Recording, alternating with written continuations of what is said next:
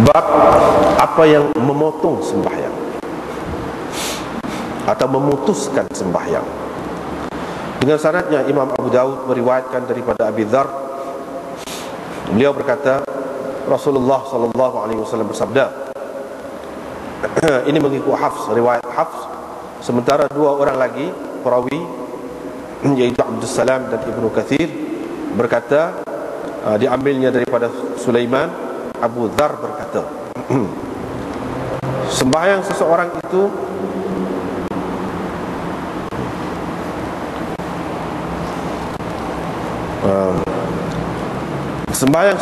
itu diputuskan apabila tidak ada di hadapannya qadar, tempat menyandar di belakang pelana unta. Diputuskan oleh apa? Diputuskan oleh himar. Itu satu. Kalau kita terjemah gini tak apa juga.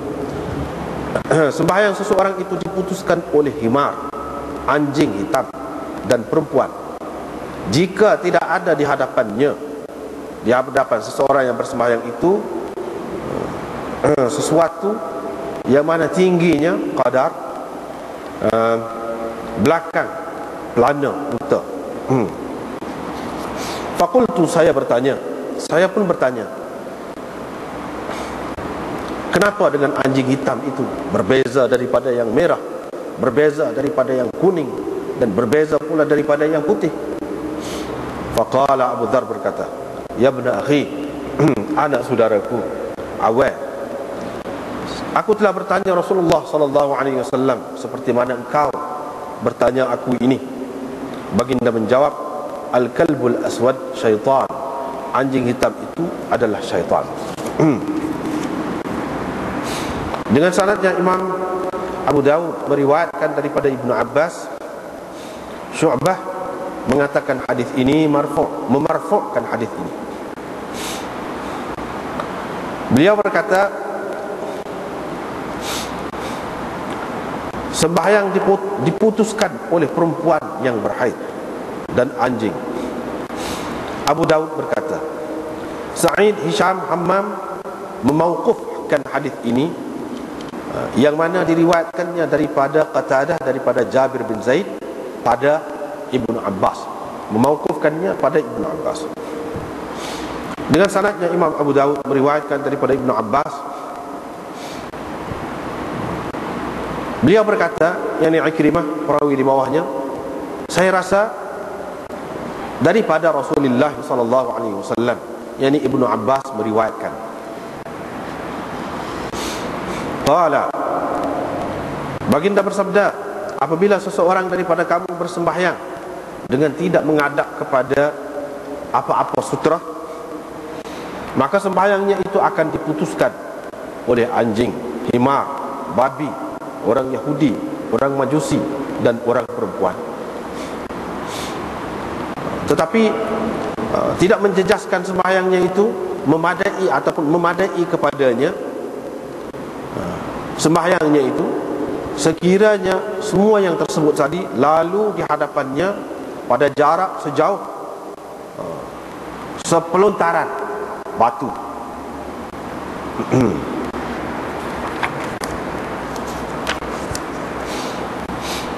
Dengan sanadnya Imam Abu Daud meriwayatkan daripada Yazid bin Nimran, beliau berkata, saya pernah melihat seorang lelaki di Tabuk yang muq'ad, yang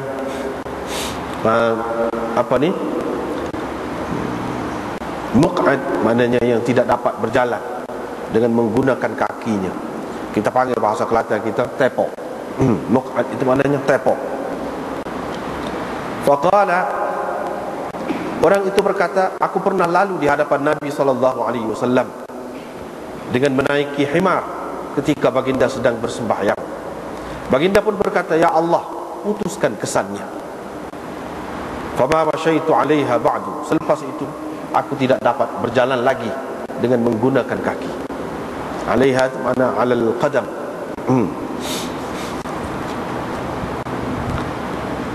Dengan sanadnya Imam Abu Daud meriwayatkan daripada Sa'id dengan isnad tadi juga dan makna hadis tadi juga, cuma dia ada menambahkan, yaitu Nabi SAW bersabda, dia telah memutuskan sembahyang kita, semoga Allah memutuskan kesannya. Mana kesan tapak kakinya. Qala Abu Dawud, Abu Mushir meriwayatkannya daripada Sa'id. Dia juga ada menyebutkan di dalam hadis yang diriwayatkannya itu perkataan qata'a salatana, dia telah memutuskan sembahyang kita.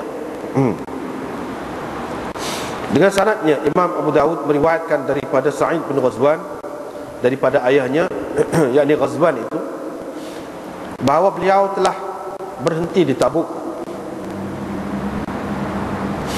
ketika mengerjakan haji.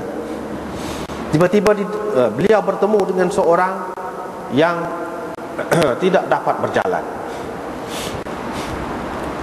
yang tepok. Dia pun bertanya orang itu tentang keadaannya. Maka dia menceritakan, saya akan ceritakan kepadamu satu cerita, jangan engkau ceritakan perkara ini selagi engkau dengar aku masih lagi hidup. Yaitu Rasulullah SAW pernah berhenti di Tabuk, menghadap kepada nakhlah, satu pokok kurma, dan baginda berkata, inilah kiblat kita, yakni sutrah kita. Kemudian baginda pun bersembahyang dengan menghadap kepada pokok kurma itu. Qala, orang itu berkata, orang yang tadi hak tepok tadi, saya pun lalu, ketika saya pada ketika itu saya masih budak lagi, saya lalu dengan berlari sehingga melintasi di antara Nabi SAW dengan pokok kurma tadi. Baginda pun berkata, dia telah memutuskan sembahyang kita, semoga Allah memutuskan kesan tapak kakinya. Selepas itu aku tidak dapat lagi berdiri di atas kakiku hingga ke hari ini, katanya. Bab sutra imam merupakan sutra kepada orang di belakangnya. Dengan sanadnya Imam Abu Dawud meriwayatkan daripada Amr bin Shu'aib, daripada ayahnya, daripada datuknya, beliau berkata, kami telah singgah bersama Rasulullah SAW, kami telah turun min Thaniyati Adzakhir, daripada tempat yang bernama Thaniyah Adzakhir. Masuklah waktu sembahyang pada ketika itu. Perawi bermaksud, baginda pun bersembahyang dengan menghadap kepada dinding. Fattakhadha qiblatan, dan baginda menjadikannya sebagai sutrah. Kami berada di belakang baginda. Tiba-tiba datang seekor anak kambing, mahu lalu di hadapannya. Baginda terus menolak kambing itu sehingga baginda merapatkan perutnya ke judur, ini ke dinding ataupun sutrah tadi. Dan anak kambing itu lalu dari sebelah belakangnya, atau lebih kurang begitulah kata Musaddad. Dengan sanadnya Imam Abu Dawud meriwayatkan daripada Ibnu Abbas bahawa Nabi SAW sedang bersembahyang, tiba-tiba lalu seekor anak kambing di hadapan baginda. Faja'ala, yakni seekor anak kambing hendak lalulah di hadapan baginda. Baginda pun cuba menahannya ataupun menolaknya.